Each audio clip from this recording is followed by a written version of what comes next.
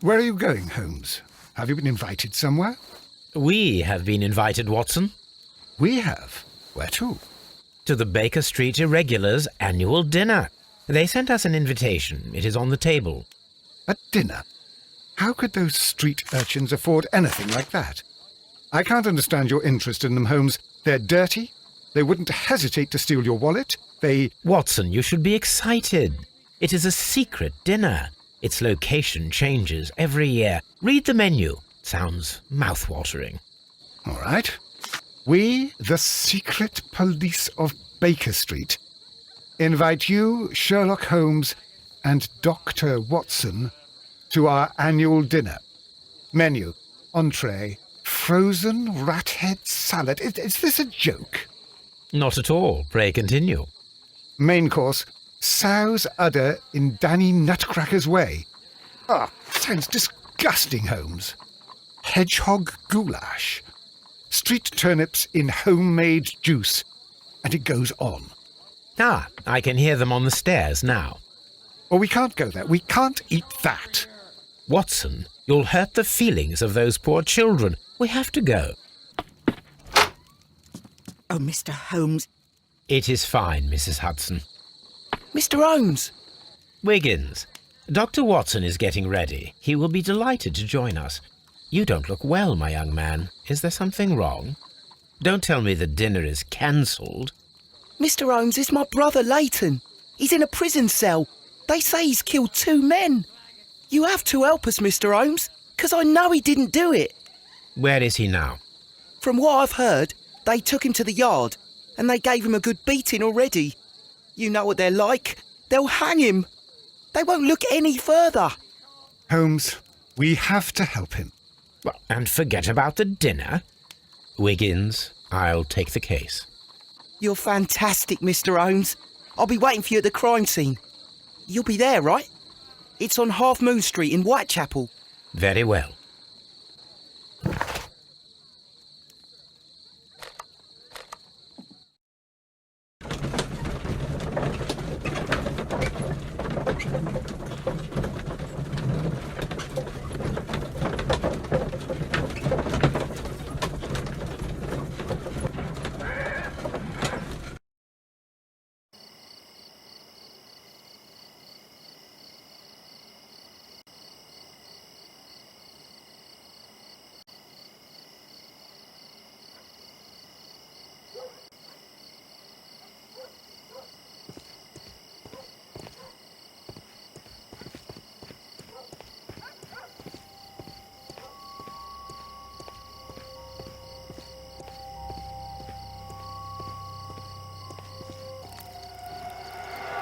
Please, gentlemen, leave the scene now.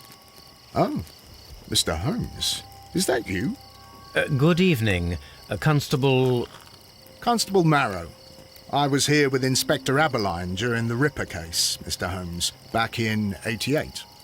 But then this is nothing like that case. With this one, we've got the murderer, the weapon, and the statements, which speak for themselves. Of course, Marrow. But you know that appearances can sometimes be deceiving. Who were the victims? The 2 men here, both shot. The stab fellow was Brian Vercotti, a well-known ruffian. The other, Kenneth Butler, a jeweller by trade. You spoke of statements. You have witnesses? Well, I was there, so I gave my own statement. And then there were 2 other witnesses who said they saw the killer Chapman. Mr. Turner, a gentleman who lives in that flat over there. And Polly Powell, a flower seller, who was over at the far side of the street. So, Constable Marrow, I should be delighted to hear your testimony. I was standing at the north side of Half Moon Street. That was the side that you came from. But you would have been unable to observe this part of the street, where we are standing now. That is correct. But I saw the 2 victims slowly enter Half Moon Street, and then shortly after, the fireworks started. A few minutes after that, the fellow Chapman rushed towards me and ran into Half Moon Street. Please continue. I didn't pay attention, but Suddenly, I heard a woman's cries and police whistles on the other side of Half Moon Street. I rushed over there and I saw the 2 dead bodies on the ground. When I reached Whitechapel Street, I saw Leighton Chapman. He'd been caught by 2 police constables. Did you hear the shots? I didn't hear any shots. The fireworks were all over the sky. They were so loud I couldn't hear anything else. What were the fireworks in honour of, Constable? Well, today's Queen Victoria's birthday, Mr. Holmes. Ah, yes, I appear to have lost track of the days. It is May now, of course. Constable Marrow, what else caught your attention while you were running through Half Moon Street? I saw nothing but rats, and I took the time to light every corner with my lamp. Did you happen to look up at Mr. Turner's window when you were on Half Moon Street at that time? Yes, I saw that the window was open, but no one was there. It was dark in the room. Constable, your statements have been of great value to me.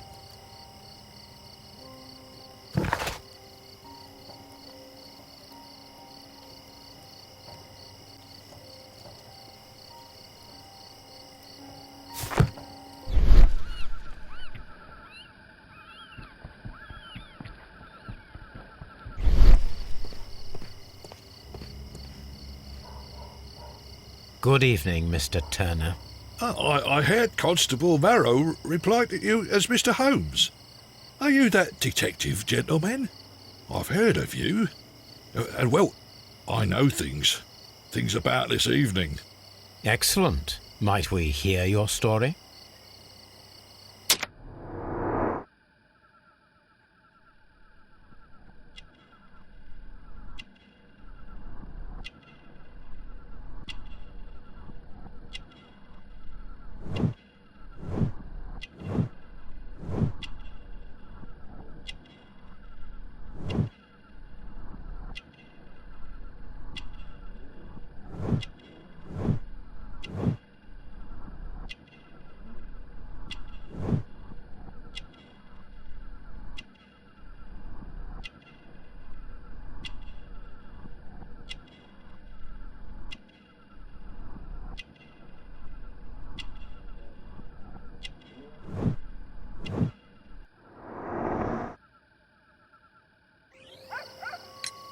Could you tell us everything that you may have seen or heard? I was already in bed when the fireworks started. A few moments after, I clearly heard 2 gunshots from outside. Please continue. I quickly got up and I grabbed the lamp from my nightstand and I rushed towards the window. I looked down and I saw 2 bodies. And there was a man with a gun who was standing nearby. Where exactly? Well, near this body. Did he notice you? I don't think so. He rushed towards Whitechapel Street without looking around. Mr. Turner, did you see anyone else in the street? No, I saw no one but that man, the murderer, the fellow they caught. Were the 2 shots you heard consecutive? Yes, there was a very short pause between them, and they sounded different somehow. It seemed to me that the second shot was louder than the first. That is an interesting comment. Mr. Turner, what were your actions after you stepped up to the window? I was afraid that the man with a gun might return, so I stayed close to the window till I saw the policeman coming in the Half Moon from Whitechapel. Then I walked out to tell them everything I saw. You have helped us a great deal, Mr. Turner.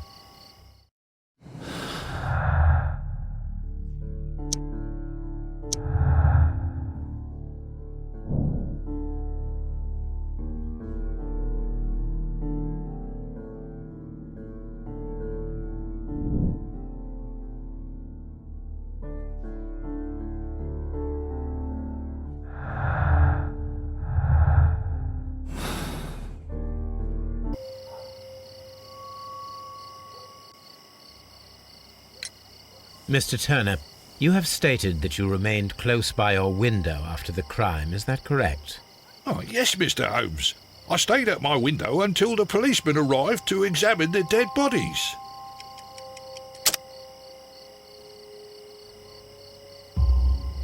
That is very interesting, Mr. Turner. Constable Marrow stated that he did not see anyone at the window when he was running through Half Moon Street. Well, I think Constable Marrow and me, we might have been distracted by the whistles and shouts coming from Whitechapel. We could have missed each other somehow. You understand what I mean? It was a bit of a stressful moment, to tell you the truth, sir. Allow me to form my own theories, Mr. Turner. Would you mind showing me the view that you had from your window? Not at all, Mr. Holmes. Please, follow me. Mr. Turner appears to live very modestly.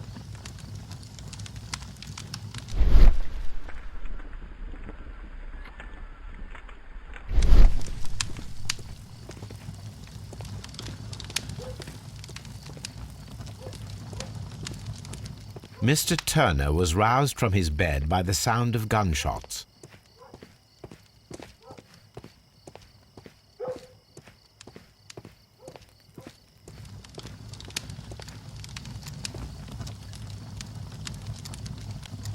This fire is dying out. It was last tended to over an hour ago.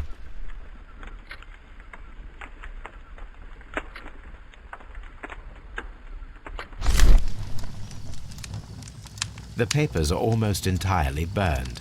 I am unable to see what's written here. These words are illegible. The papers were thrown into the fire just a short while ago.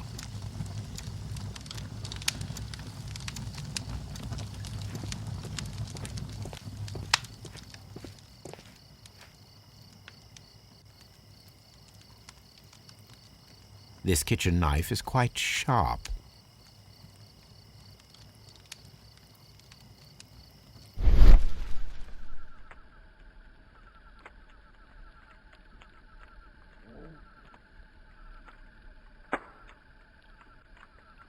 There are pieces of shredded paper scattered over the table. This kitchen knife was used to cut the paper.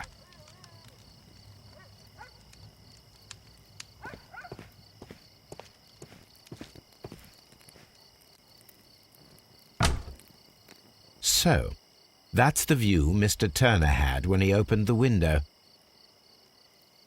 The dead body of Kenneth Butler. Brian Vercotti's contorted corpse.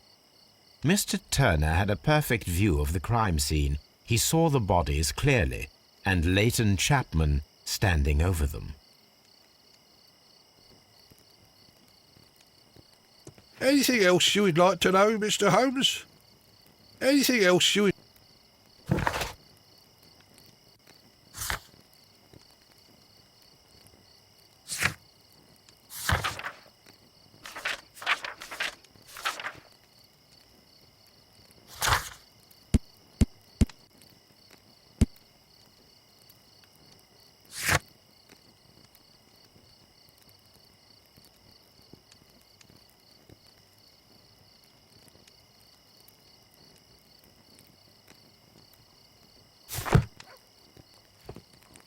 Anything else you would like to know, Mr. Holmes?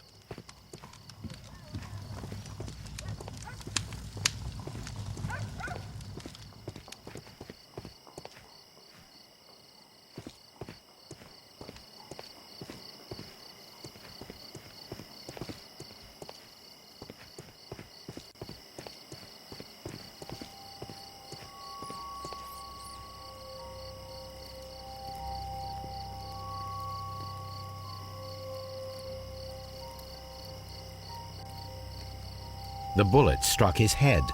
This man didn't stand a chance.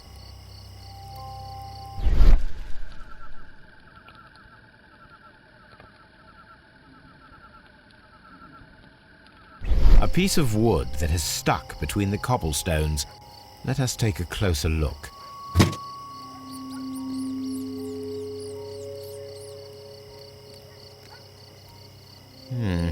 This shard of wood is quite new.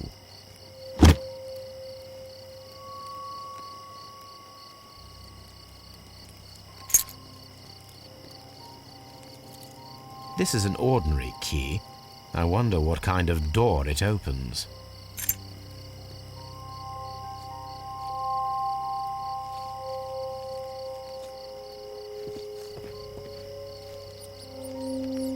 Mr. Holmes,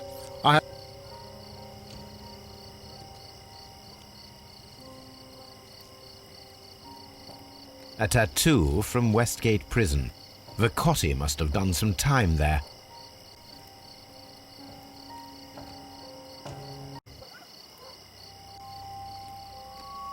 He tried to stop the bleeding with his hand. Death was not instant.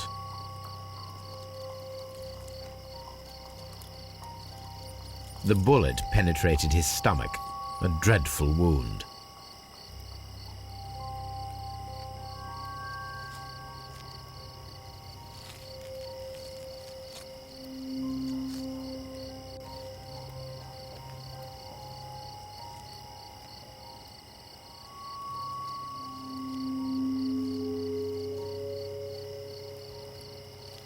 Brian Vicotti suffered greatly. What a terrible way to die.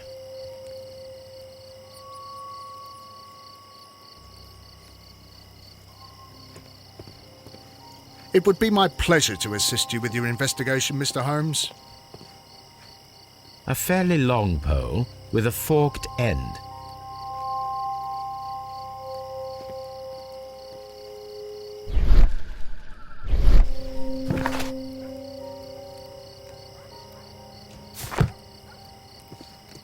A fairly long pole with a forked end.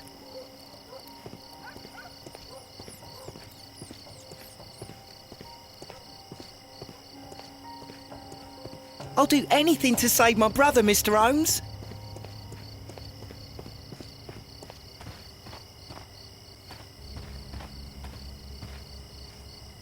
Mrs. Powell? What do you want? My name is Sherlock Holmes. I'm assisting the police with their investigation of the crime that took place this evening. Well, I've already gave my testimony, but very well. Could you tell us everything that you may have seen or heard? Yes. I was selling my flowers as usual, and then the fireworks began, in honour of Queen Victoria. I enjoyed those. But then, all of a sudden, a young lad ran out of Half Moon Street and stopped just by me. He had a gun in his hand. He was like a ghost, and all covered in blood. It was dark, but I could see him, because of the flashes from the fireworks. And then? I screamed as loud as I could. I knew that a policeman should be on duty in the vicinity. He had no time to escape. 2 constables got him. Then another constable came out from the very same street, and I heard him talking of a horrible murder. Mrs. Powell, did you hear the gunshots? I'm not sure. You know, what with the fireworks? Did you see anyone else leaving Half Moon Street, prior to or at the time of the crime? No, sir, I did not. Even with all the fireworks, I was very attentive, as I'm always on the lookout for customers. My thanks to you, Mrs. Powell.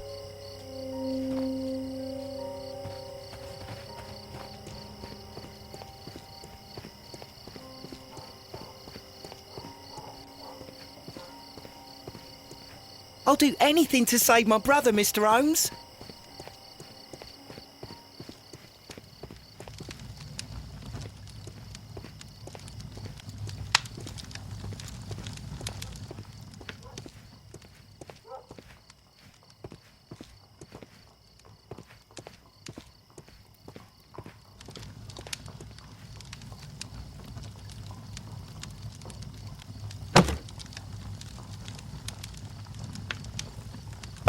A perfect match.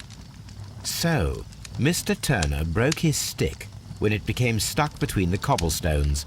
He did not mention that he was so near to the victims.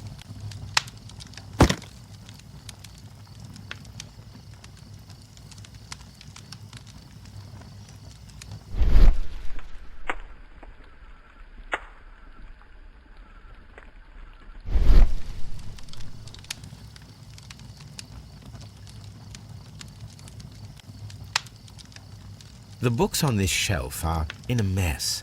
It looks as though Mr. Turner was trying to find something in a hurry here a short while ago.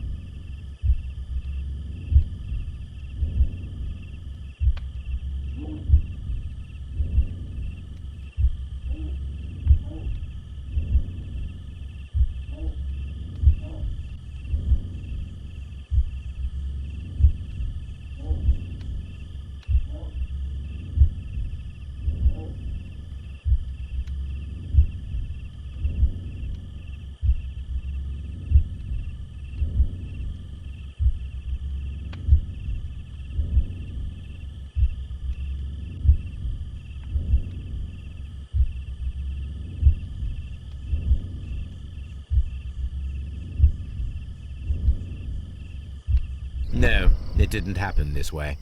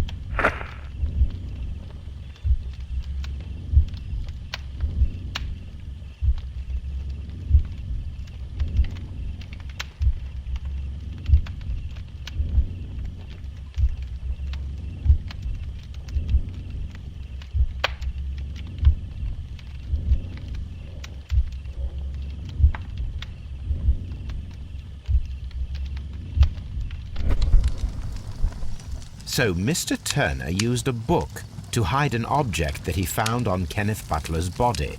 The question is, what did he find?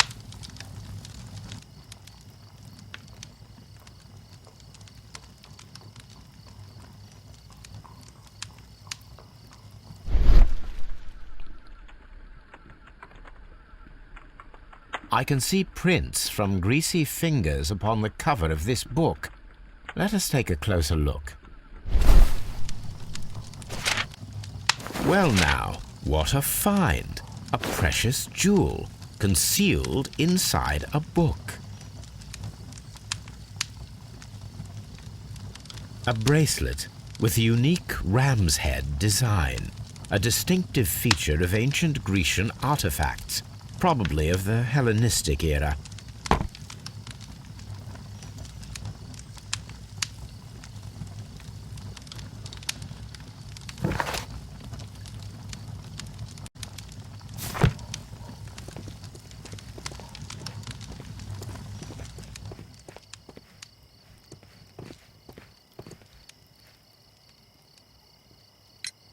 Mr. Turner, how would it be possible for a man of advanced years, such as yourself, to rush from his bed to the window in a matter of seconds, as you have stated?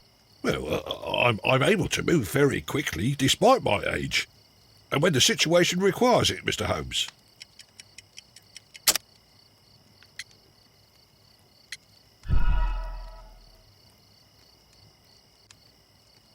Well, I'm able to move very quickly, despite my age. And when the situation requires it, Mr. Holmes.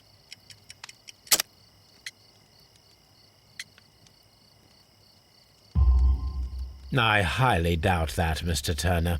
I observe that you suffer a severe limp due to your injured right leg. It would have taken at least 10 seconds for you to approach the window. That means you could have easily missed something or someone in Half Moon Street during that time. You're right, Mr. Holmes. I could have missed something. But it did seem to me that everything happened so quickly. Oh, time can pull tricks on you. And what of everything else that you told us? Mr. Turner, it is vital that we have your complete and true statement. Mr. Holmes, I do assure you that the other things I said were most sincere. Mr. Turner, you were not sincere with me. Not then and not now. But Mr. Holmes... This, Mr. Turner, does not look like anything that a poor man might possess. It is worth more than the home that you live in. I can explain. No, merely correct me if I am wrong. You saw Leighton Chapman through the window, but you also noticed a glittering object on the ground, this precious jewel. You walked down and took the bracelet from the body of Kenneth Butler, and when you heard the whistles, you hurried away. That broke your walking stick. It caught fast between the cobbles. Constable Marrow was unable to see you in the window as you were climbing up the stairs on your way back to your flat. Upon returning home, you hid the precious jewel inside a book. Mr. Holmes, please don't send me to prison. I didn't do anything bad. I'm just a poor man. When I chanced upon the bracelet, I saw it as an opportunity to make a little money. I was desperate.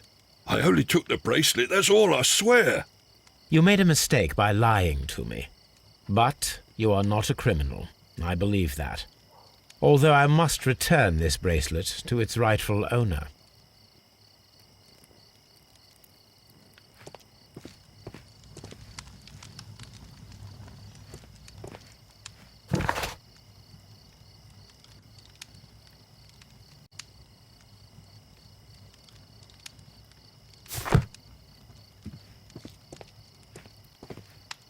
I wish this crime had never happened, Mr. Holmes.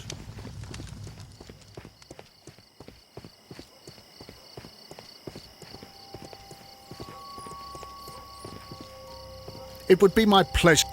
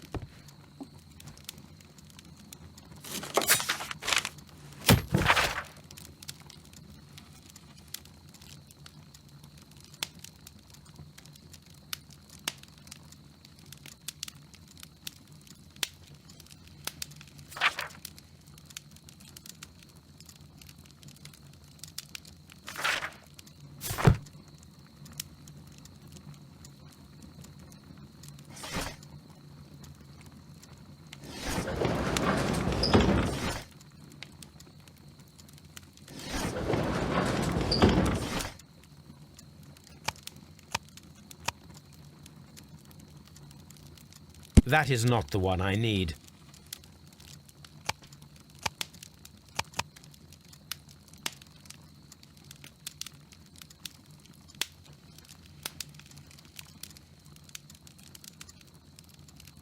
That is not the one I... That is not the... That is not the one I need.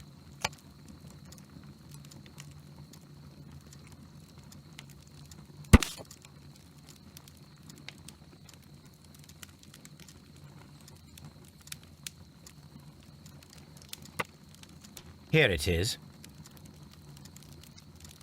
I need to continue my research in my archives.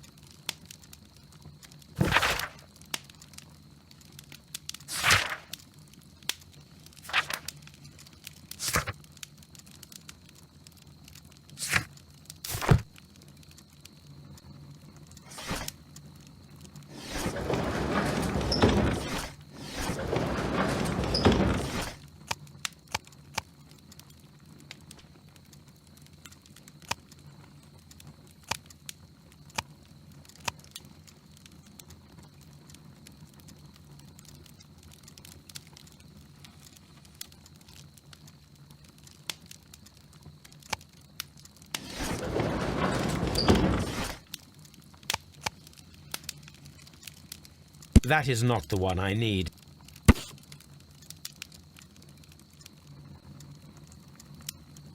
Here it is.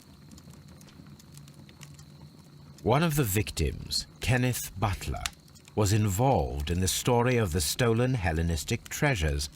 A visit to his pawn shop should tell me more.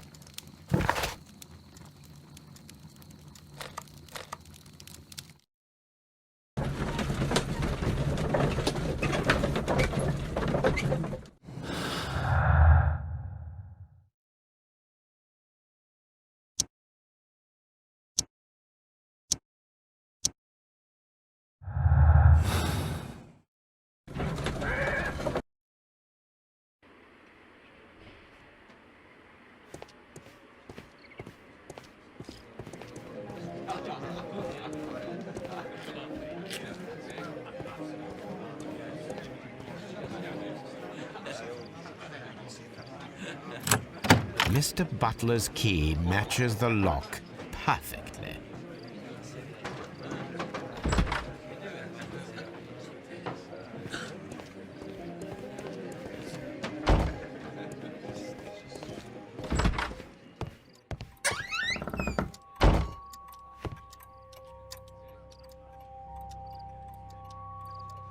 Crampons and a sharp ice axe would only be brought here by a mountaineer.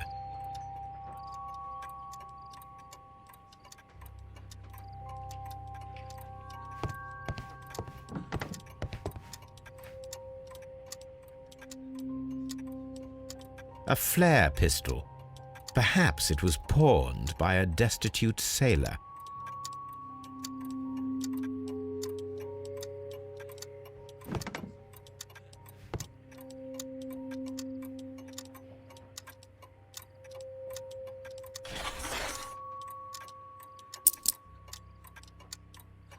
The ram's heads.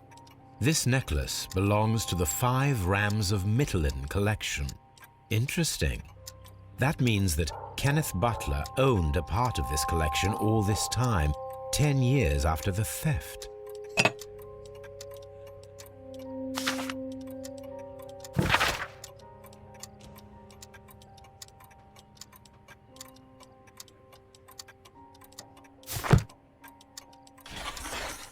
It looks as though Mr. Butler kept a careful record of his operations.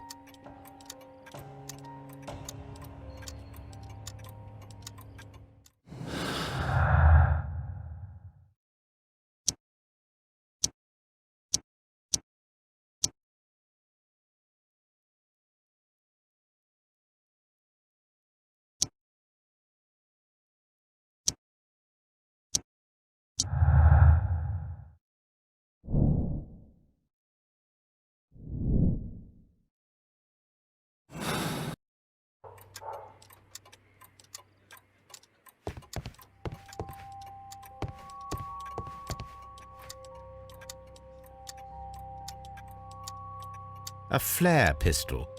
Perhaps it was...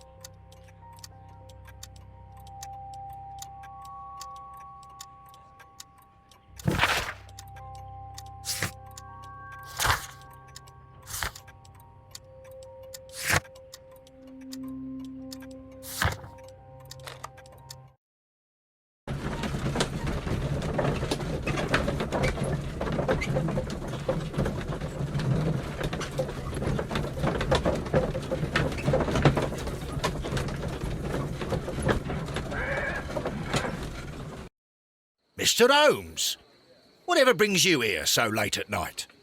I'm interested in the case of young Leighton Chapman. He was arrested earlier this evening and accused of a double murder. I beg your pardon? That case is quite clear to the police. Or are there any new facts that we don't know about? Who knows, Inspector? Look, you are free to investigate, of course, Mr. Holmes.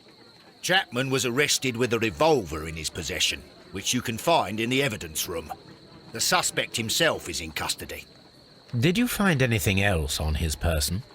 A few personal belongings. Nothing particular, Mr. Holmes. Thank you, Lestrade.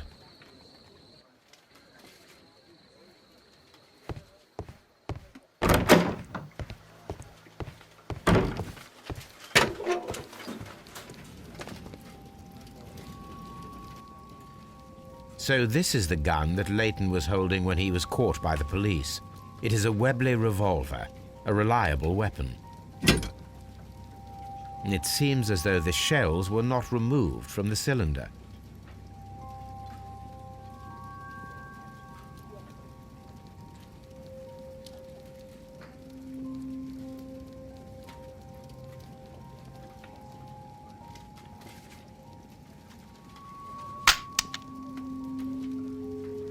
Two out of the 6 shells have been fired. There were 2 shots. A cheap watch, bought with his own money, no doubt. These cigarettes are filled with cheap tobacco. Nothing interesting.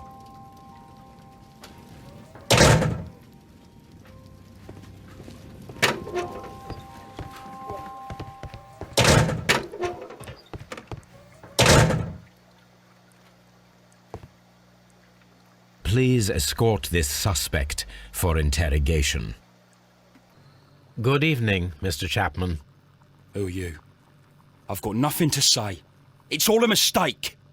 Calm down, Leighton. I have come here to help you. To find out if you truly are innocent, as your younger brother Wiggins has told me. My brother? You know him? Then that means you're... Sherlock Holmes. Oh, blimey. All right, Mr. Holmes. I'll tell you everything.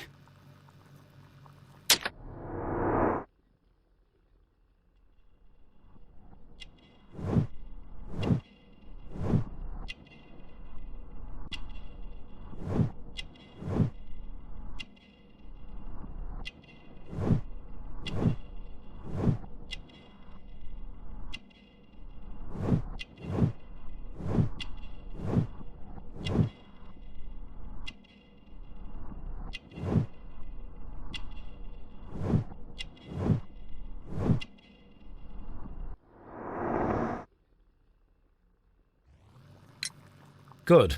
Tell me your account of what happened.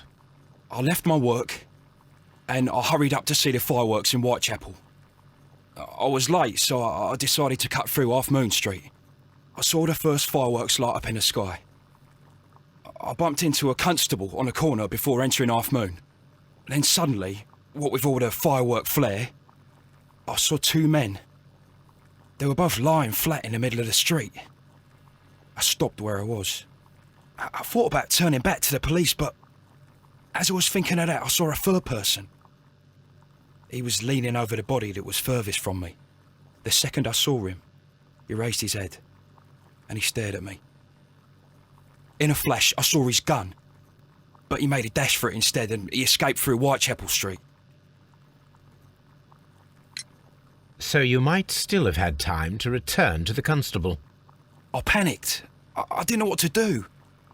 Anyway, I approached the bodies just to see if they were still alive. I saw that one had blood pumping out of his stomach. He was dying. It was horrible. The second one was already dead. He had a hole in his head. He was holding a gun in his hand, though. I took it, and then I followed the third man.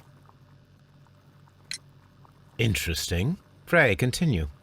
I turned a corner, and I saw the man standing in the middle of the street.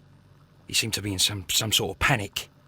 And then, Mr. Holmes, something strange happened. I told the police and they laughed at what I said, but I swear to you, my words are true. I started running towards him. But then I was blinded by a flash. It was so bright that I hardly saw anything for a good dozen seconds. But I kept running forward. As I arrived in Whitechapel, I heard a woman screaming. And then I was caught by the police. But there wasn't a trace of that man. Of course, then they found a gun and all that blood. I couldn't see the murderer escaping and all that mess. Perhaps I was still half-blinded at that moment. A thrilling account, my young man. Leighton, are you able to describe the person whom you saw standing in Half Moon Street? Well, I wasn't able to see his face at all. It was too dark, and he was too far away. I could see his silhouette. And what about that? Nothing so special. He was wearing a jacket.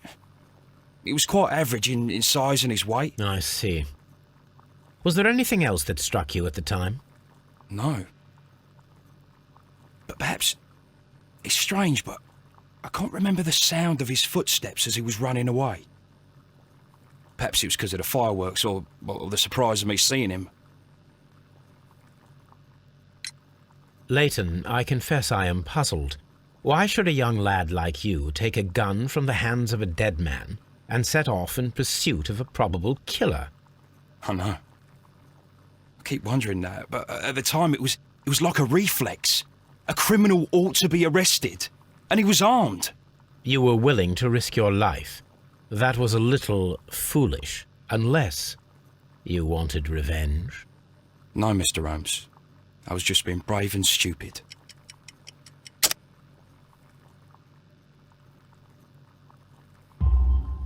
I'm sure that you were, but I believe that you may have recognized one of the victims, Brian Vercotti. You knew that gentleman well, did you not? However could you know that? You have a typical tattoo of the Westgate Brotherhood upon your hand. I observed exactly the same mark upon Mr. Vercotti. You came to know him from your sharing a past prison sentence. Am I correct, Mr. Chapman? God. You're right, Mr. Holmes. Would you tell me a little about Brian Vercotti? We were convicted for a robbery. Once in prison, both of us joined one of these fraternities. During that year, we tried to help each other out, you know? You were quite young then, I believe. Yes, Mr. Holmes, we were. We'd only stolen a pound of meat. After we were released and when I saw what my little brother had become, I decided to work towards living an honest life. And Vercotti? He had a hard time.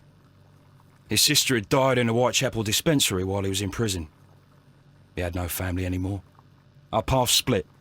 He fell back into crime. So you lost him? Yes. And for around 2 years, I heard no news of him at all. We shall see you soon, young man.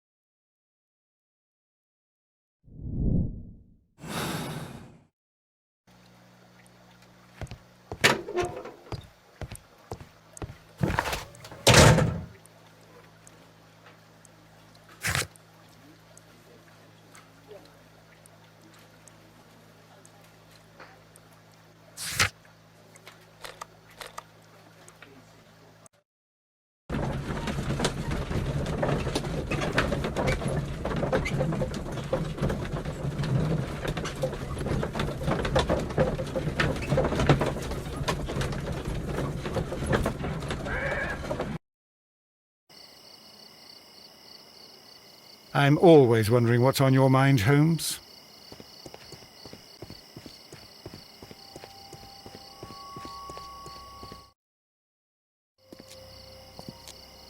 What's up with you, lad?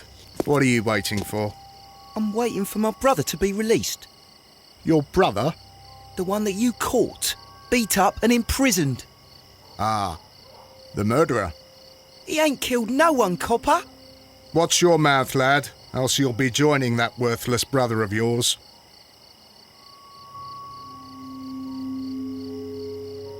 A fairly long pole with a forked end.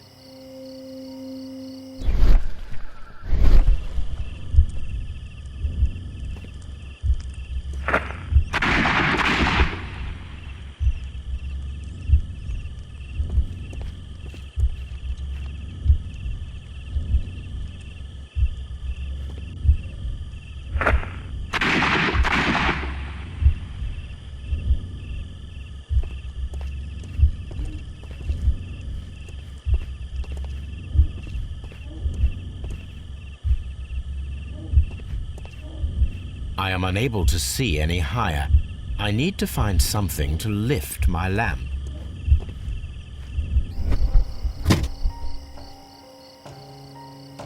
This should be useful.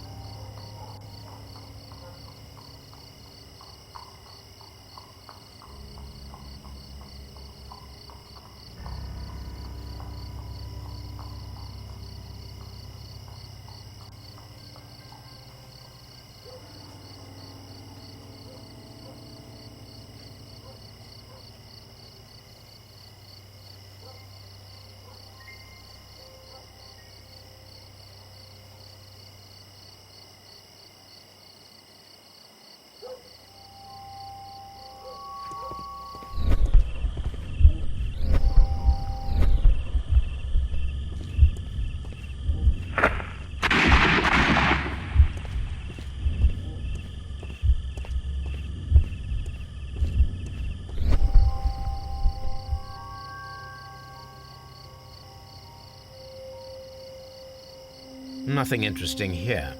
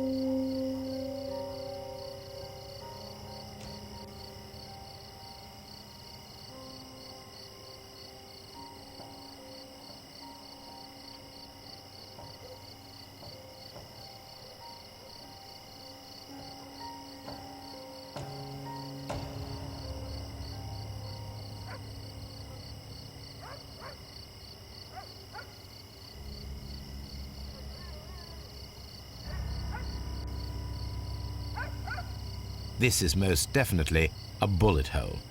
The brick cracks are fresh. Watson, there was a third shot fired in this street.